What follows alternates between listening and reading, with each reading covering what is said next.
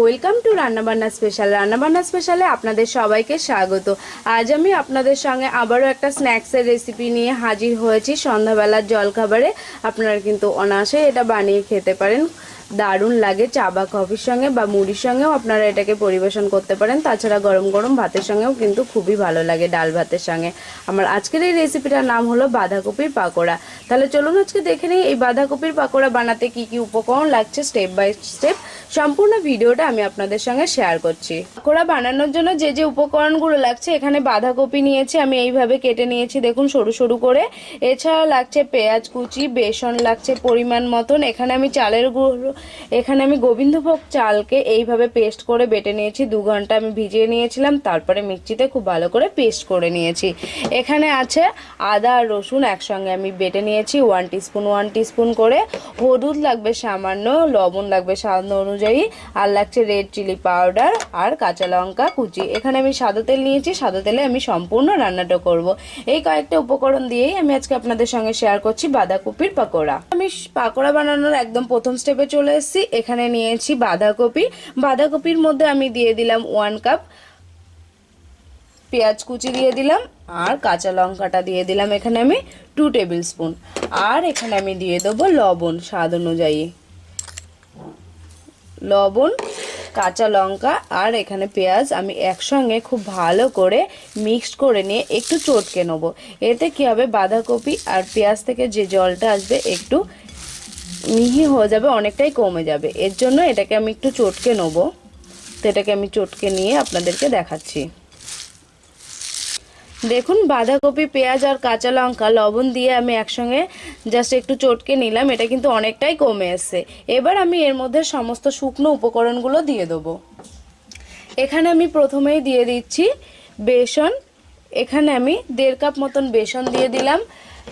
গোবিন্দভোগ চাল বাটা দিয়ে দিচ্ছি এখানে আমি 4 টেবিল স্পুন আমি গোবিন্দভোগ চাল বাটা দিয়ে দিচ্ছি। চাল বাটাটা দিলে কি হয়, যেরকম পাকোড়াটা একটু খাস্তা হয়, মুচমুচে হয়, আবার এর একটা ফ্লেভারটাও খুব ভালো আসে। এখানে আমি আদা আর রসুনের পেস্ট দিয়ে দিলাম 1 টিস্পুন করে। দিয়ে দেবো হলুদ পরিমাণ মতন, আর এখানে আমি রেড চিলি পাউডার দিয়ে দিচ্ছি 1 টেবিল চামচ।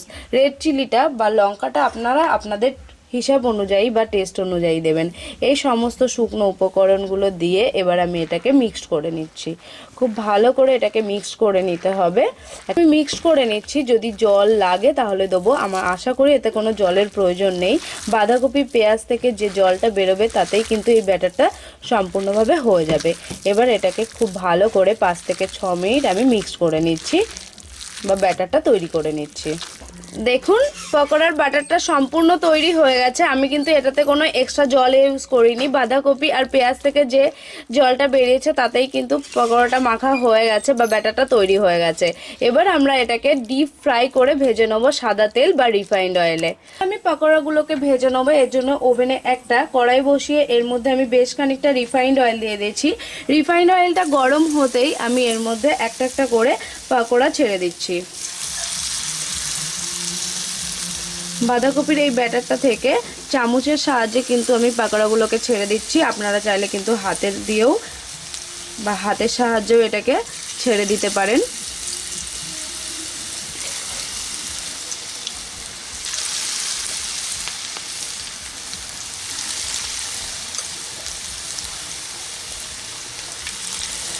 দেখুন আমি সমস্ত পাকোড়াগুলোকে ছেড়ে দিলাম। এবার আমি এটাকে মিডিয়াম ফ্লেমে রেখে ভেজে নিচ্ছি। এবার 5 মিনিট পরে এক পিঠটা হয়ে গেছে। এবার আমি এটাকে উল্টে দিচ্ছি। উল্টে পাল্টে নিয়ে এটাকে আমি ভেজে নিচ্ছি খুব ভালো করে 2 পিঠটাই। এক পিঠ হয়ে যাওয়ার পরে উল্টে দিলাম। দেখুন আমি সমস্ত পাকোড়াগুলোকে উল্টে দিলাম। এবার এই পিঠটা হয়ে গেলে আমি পাকোড়াগুলোকে তুলে নেব। পকোড়াগুলো 2 পিঠই উল্টে পাল্টে নিয়ে আমি ভেজে নিলাম। এটা 2 পিঠই খুব ভালোভাবে এরকম কালার হয়ে গেছে, গোল্ডেন ব্রাউন কালার হয়ে গেছে। এর মানে বোঝা যাচ্ছে এটা হয়ে গেছে। তো আমি এটাকে তুলে নিচ্ছি। তেলটাকে খুব ভালো করে ঝরিয়ে আমি একটা টিস্যুর ওপরে এটাকে তুলে নেব। দেখুন একটা টিস্যুর ওপরে আমি এটাকে তুলে নিলাম। এবার আমি সেম একই পদ্ধতিতে সমস্ত পকোড়াগুলোকে ভেজে নিয়ে আপনাদেরকে দেখাচ্ছি। আমার আজকের রেসিপি বাঁধাকপির পাকোড়া আপনাদের সামনে প্রস্তুত হয়ে গেছে। তো বন্ধুরা দেখলেন এটা আমি কত সহজে স্টেপ বাই স্টেপ আপনাদের সঙ্গে শেয়ার করলাম। অসাধারণ একটা বাঁধাকপির রেসিপি। এই রেসিপিটা অবশ্যই সন্ধ্যাবেলার জলখাবারে আপনারা চা বা কফির সঙ্গে পরিবেশন করতে পারেন। এটা যেহেতু আমি গোবিন্দভোগ চালের গুঁড়ো দিয়েছি, এটা কিন্তু মুচমুচে হয়েছে আর এর ফ্লেভারটাও খুব ভালো। এটা একদম মুচমুচে একটা পাকোড়া তৈরি হয়েছে। আমার আজকের এই রেসিপিটা যদি আপনাদের ভালো লেগে থাকে তাহলে অবশ্যই একটা লাইক করবেন এবং কমেন্ট করে আমাকে জানাবেন। এছাড়া আমার এই রেসিপি প্রচুর শেয়ার করবেন আপনার ফেসবুক, টুইটার এবং হোয়াটসঅ্যাপ বন্ধুদের সঙ্গে। এছাড়া আমার চ্যানেলকে কিন্তু সাবস্ক্রাইব করতে একদমই ভুলবেন না। সঙ্গে অবশ্যই বেল নোটিফিকেশনটাও অন করে দেবেন, যাতে আমার চ্যানেলের সমস্ত রেসিপি নিত্য নতুন আপডেট আপনি পেয়ে যান। তাহলে চলুন আজকের মতন টাটা বাই বাই। আবার দেখাবো অন্য কোনো দিন অন্য কোনো রেসিপি নিয়ে। আমার আজকের এই রেসিপি সম্পূর্ণ ভিডিওটা দেখার জন্য আপনাদেরকে অসংখ্য ধন্যবাদ।